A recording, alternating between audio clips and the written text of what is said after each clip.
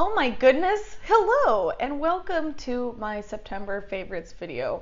I'm excited about this one. I turned 30 this month, so that was definitely a favorite. I've said it once, I've said it a million times. I love getting older. I just enjoy settling into myself more and relaxing about so many things because I notoriously care a lot about a lot. So it's nice to just kind of have some ease, and I'm really excited about this brand new decade. I really like fresh starts.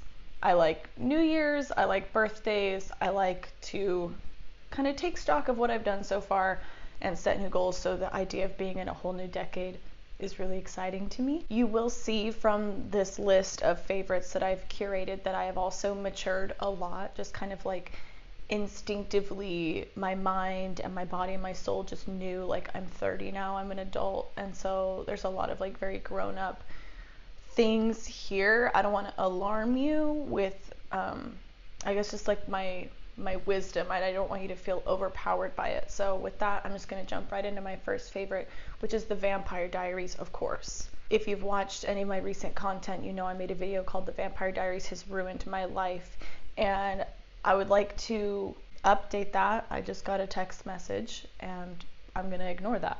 Moving forward, so I started the Vampire Diaries in the beginning of September. It ruined my life. I finished it in the end of September. I binged the entire 8 seasons in 1 month, and you might think that's extreme. Well, being a grown-up is extreme sometimes. And sometimes you just have to do what you have to do. And what I had to do was get to the end of the series so that I was qualified to make a video about how Damon Salvatore sucks so bad, definitively, and I had to make myself an authority on it by watching the entire series. And so I'm really looking forward to making that video soon.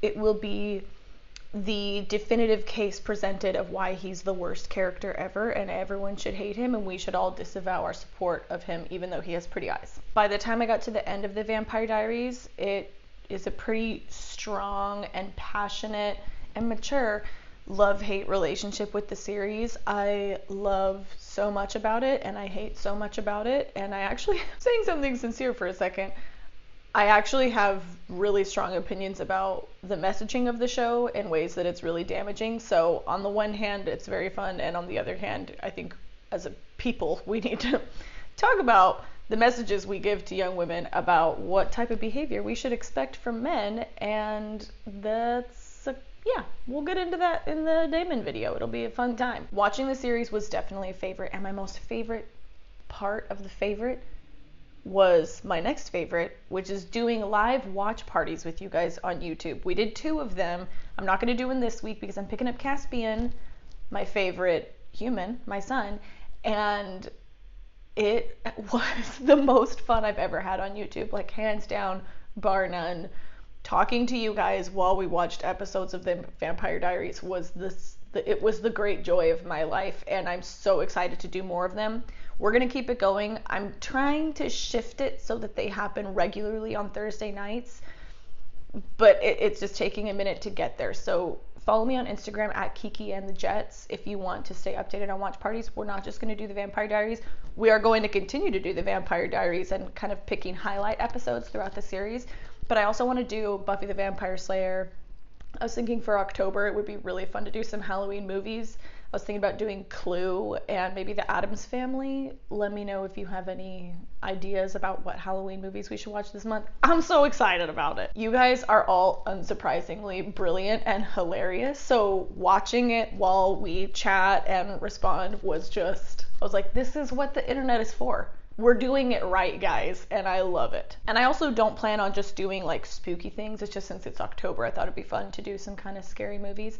Also, there's a bunch that I want to do, but they're just not streaming anywhere, and I figured we should kind of stick to things that are streaming so it's easy for people to all sync up and watch them. But I really want to do like rom-coms and stuff since that's been a theme lately. I think it would be a freaking blast. And this is a nice segue into my next favorite, which is this $1.49 green tablecloth that I bought at Party City. The miracle of technology. I turned this into an impromptu green screen for the second live, which we watched the episode of the Vampire Diaries that was Stefan's birthday, season 1, episode 8. Shout out Lexi. We love Lexi. And it gave me the ability to put this as the backdrop. I cannot, and I really mean this, I cannot get enough of crappily photoshopping my head onto other people's bodies. It does something to me, artistically, maturely, because I'm 30 now. It's just, it feels good, it feels right, you know, when something just feels right and you're like, this is what I was put here to do. I was put here on this earth to use the internet for what it was made for, to do live watch parties of dumb shows and give dumb commentary with a $1.50 green screen, okay? And it feels so good to be living my purpose. Next favorite, which is kind of related to the watch parties, I go full on with things. It's part of being an adult. It's part of being 30. So for the live watch parties, I decorated the background and then I did a green screen and I bought a little vampire cape. The first one we did, I drank fake bourbon, which was just sweet tea, because they always drink bourbon on the show.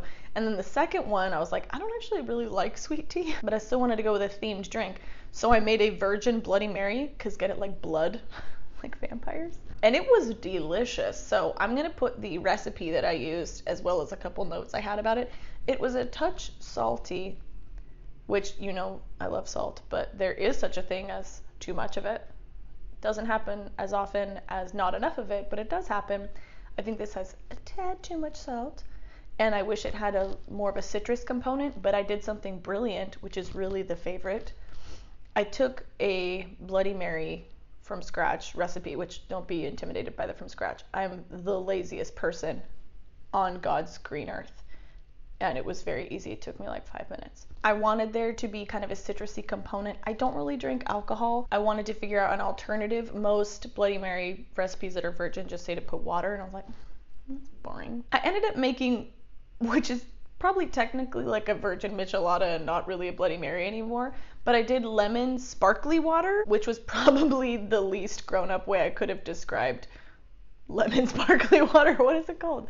Carbonated water? Anyway, I used lemon bubbly drink to substitute for vodka or beer if it was a michelada, I guess, because it kind of is more related to that. It was delicious.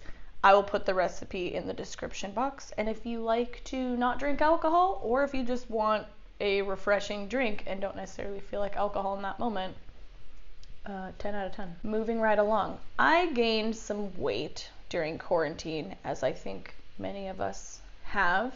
And while I'm working on not caring about it in a negative way.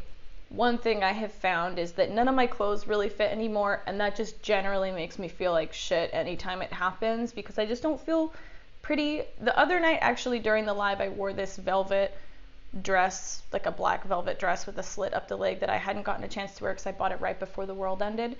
And I like danced around after the live in my living room, and I was like, oh, I feel cute. That's nice, because it just was like a soft, slinky dress, so it made me feel better. But otherwise, like, none of my jeans fit, none of my pants really fit, and that just makes me feel shitty. It just sucks. I don't really like spending money, and I don't really like buying things unless I love them. I'm so particular, which is why my favorites videos are always just me rambling about random shit that's mostly not stuff that people can buy. So I'm kind of in a pickle when I suddenly need like a whole new wardrobe, because one, the seasons are changing.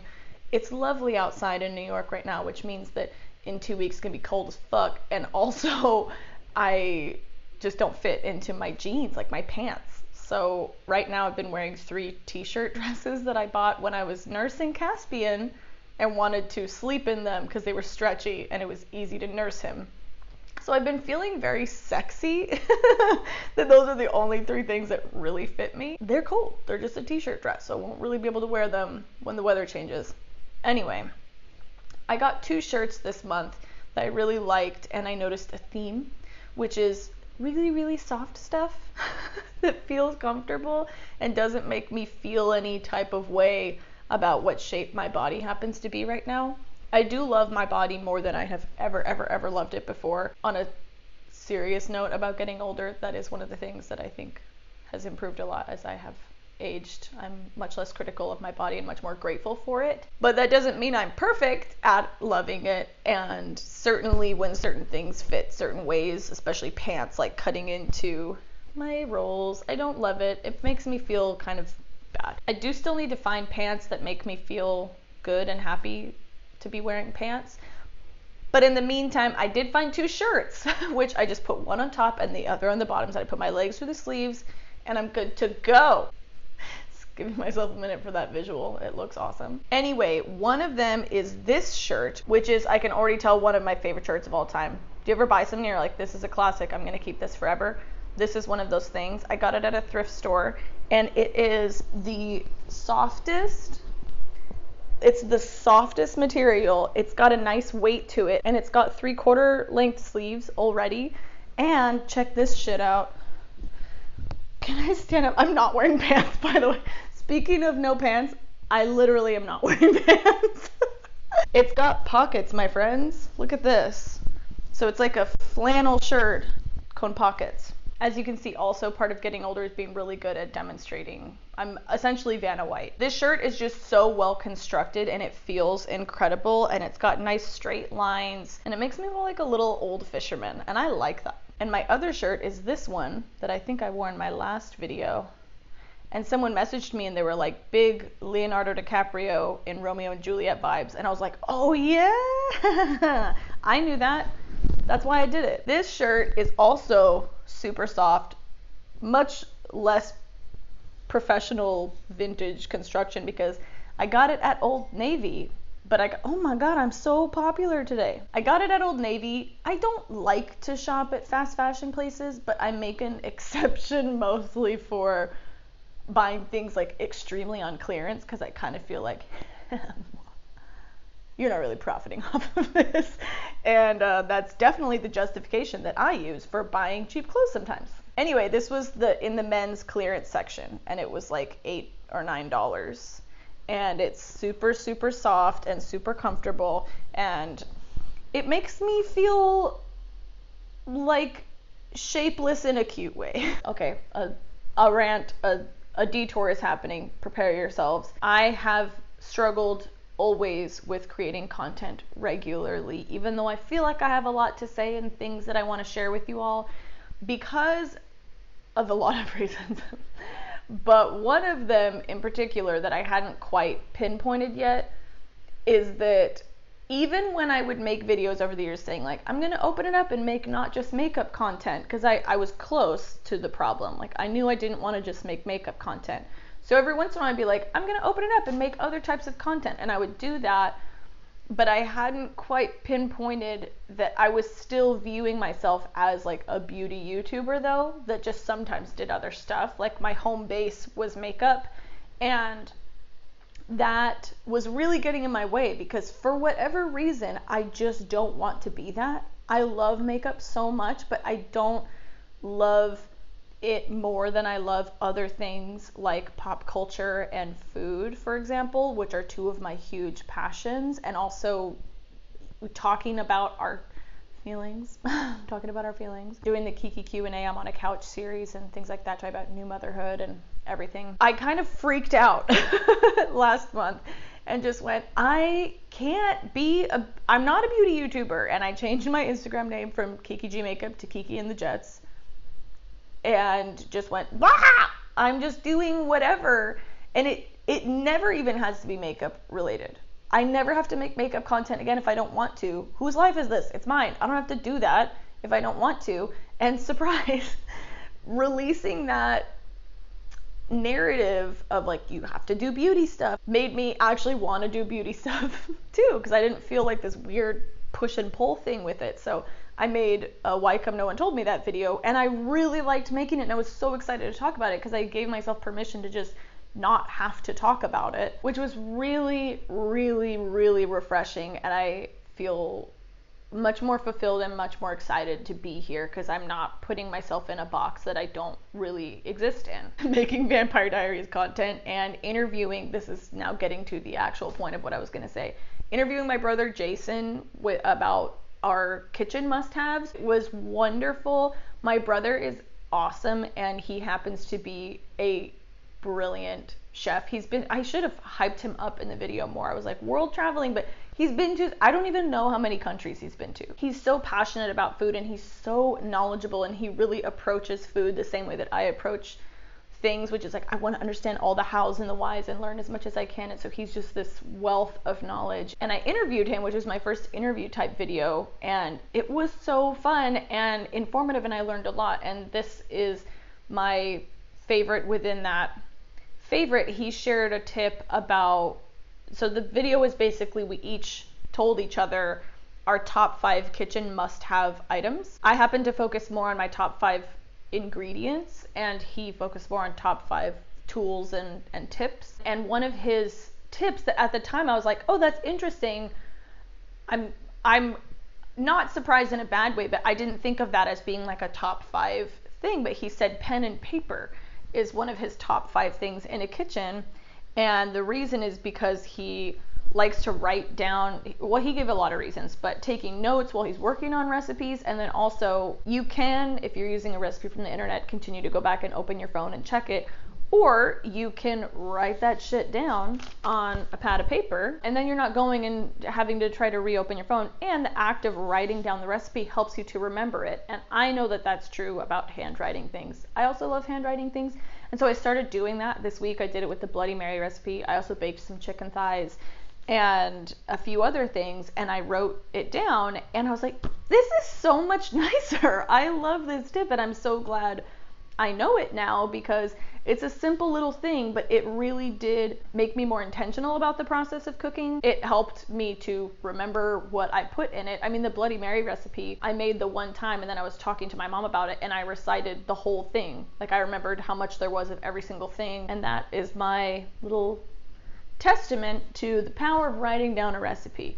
And if we're going to talk about pen and paper, I will never pass up an opportunity to talk about these pens.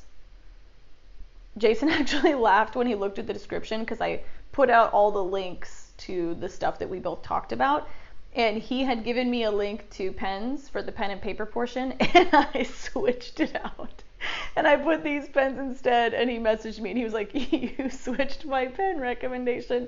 And I was like, yeah, but I had to, because these are the greatest pens in the world. If you take nothing else away from this video, these are the greatest pens in the world.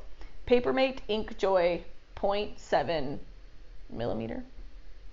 No, yeah. It'd have to be 0.7 millimeter. Anything else would be gigantic. It couldn't be 0.7 centimeter. That'd be such a big pen. Anyway, these pens feel like writing on, you know the feeling when you're at the airport and you get on those 1-level escalators? What the fuck are they called? The little things where you just walk on a conveyor belt, basically. And you're like, this is so much easier than regular walking. I'm moving so quickly and it's so easy. These pens feel like the writing equivalent of that. They're so smooth and they just glide and there's no drag, but they dry like instantly. So I never have any smudges. If I were to do an empties video, I mean, I don't keep these when I run out of them, but if I were to do an empties video, this would be the thing I've gone through the most of anything. I don't even know how many I've gone through over the years, but they're incredible pens.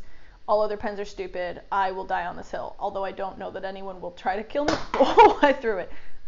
I don't know anyone will try to kill me about a pen opinion. But if they did, I would be like, this is it. This is where I die. I don't know why this got so morbid, but now I'm hiccuping. Cool, moving on. I have 2 more favorites. Are you ready? There's an artist in New York named JP Brammer, and I know him because he's funny on Twitter. And I think I put my bird shirt in a favorites video a while ago.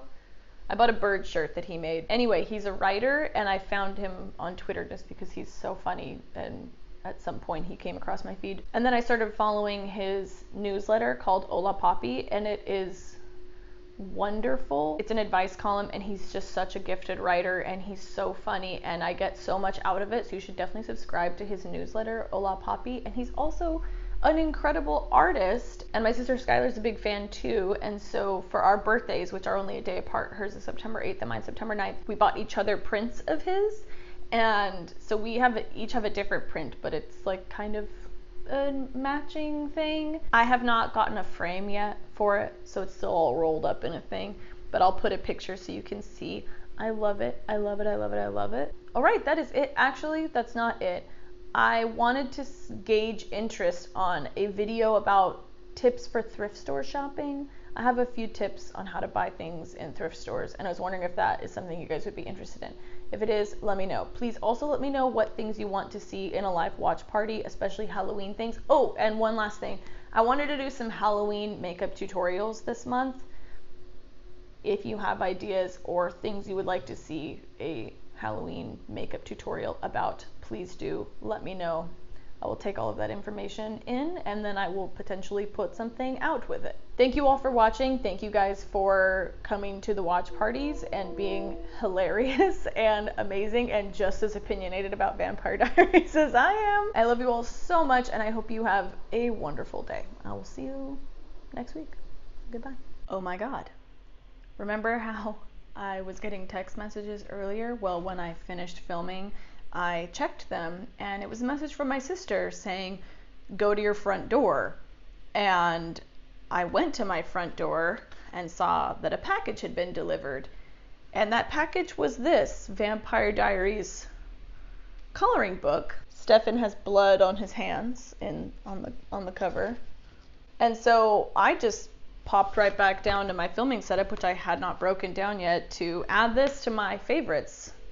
I have not drawn in it yet, but I really don't need to know. Wow. This is, I'm just flipping through it and not showing you guys. Look at the fall leaves. Look at the brotherhood. I mean, the drama. It really captures the essence of the show.